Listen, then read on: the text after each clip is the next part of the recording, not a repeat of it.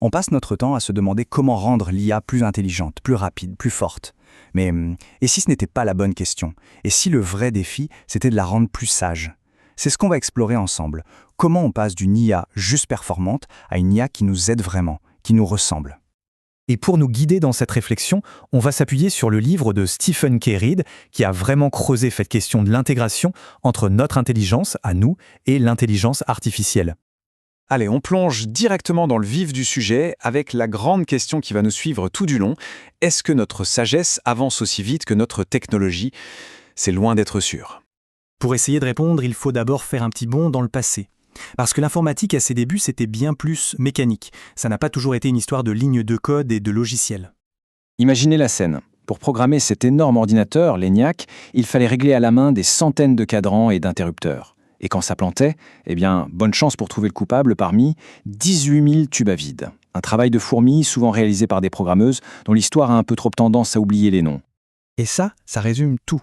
Comme le dit Helen Ullman, les ordinateurs, à l'époque, étaient des idiots qui prenaient tout au premier degré. Des exécutants parfaits, certes, mais complètement dépourvus de la moindre parcelle de bon sens. Sauf qu'aujourd'hui, tout a changé. Les machines ne se contentent plus d'obéir bêtement. Elles apprennent. Et c'est là que la vraie révolution a commencé. Regardez cette comparaison, elle est incroyable. D'un côté, Deep Blue, qui bat le champion d'échecs par la pure force de calcul. De l'autre, AlphaGo, qui gagne au jeu de Go parce qu'il a appris, comme un élève qui finit par dépasser son maître. Le fossé est immense. On est passé de la puissance brute à une forme d'intelligence. Mais alors comment une machine peut-elle apprendre? Grâce à ce qu'on appelle l'apprentissage automatique ou machine learning. Le principe, en gros, c'est qu'au lieu de lui donner des instructions précises, on lui donne des tonnes d'exemples. Et c'est à elle de deviner les règles du jeu.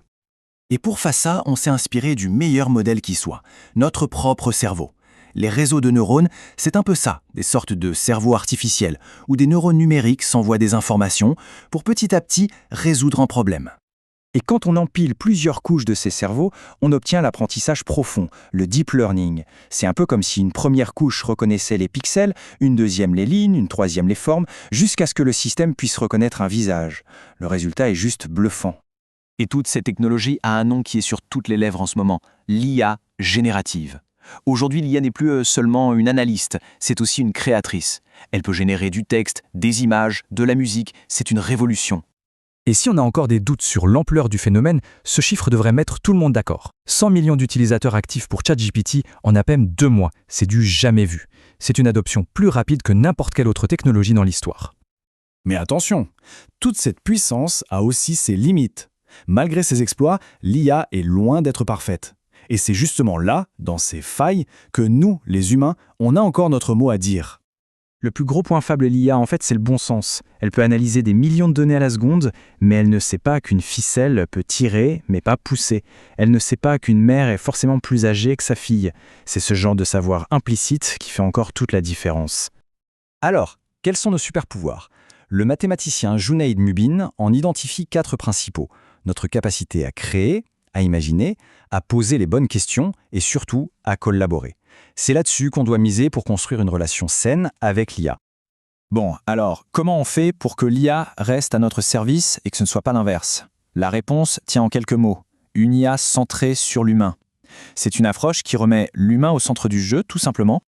Comme le dit Ben Shenerdman, l'objectif n'est pas de nous remplacer, mais de nous augmenter. L'IA doit être notre copilote, pas le pilote automatique qui décide de tout. Pour y arriver, il y a 3 règles d'or à suivre. La première, on doit travailler en équipe avec l'IA. La deuxième, c'est à nous de l'éduquer, de la former. Et la troisième, la plus importante, on doit toujours garder le contrôle, ne jamais lui laisser les pleins pouvoirs. Une IA centrée sur l'humain, ce n'est pas un produit fini, c'est un processus continu. Un cycle où on doit constamment se poser les bonnes questions. Est-ce que cette technologie nous rend vraiment service? Est-ce qu'elle est juste? Est-ce qu'elle respecte nos valeurs? Au final, le but, c'est de construire une IA qui soit non seulement intelligente, mais aussi juste, équitable. Une IA qui n'exclut personne, qui ne laisse personne sur le carreau. C'est un défi immense, mais on n'a pas vraiment le choix. Pour finir, il y a cette phrase de Junaid Mubin qui résume tout à la perfection. Les ordinateurs peuvent être une aide merveilleuse dans nos explorations, mais c'est nous, les humains, qui traçons le chemin. La vraie question, ce n'est donc plus de savoir si l'IA va changer le monde. La vraie question, c'est comment nous allons, tous ensemble, le changer avec elle. Et cette question-là, elle reste grande ouverte.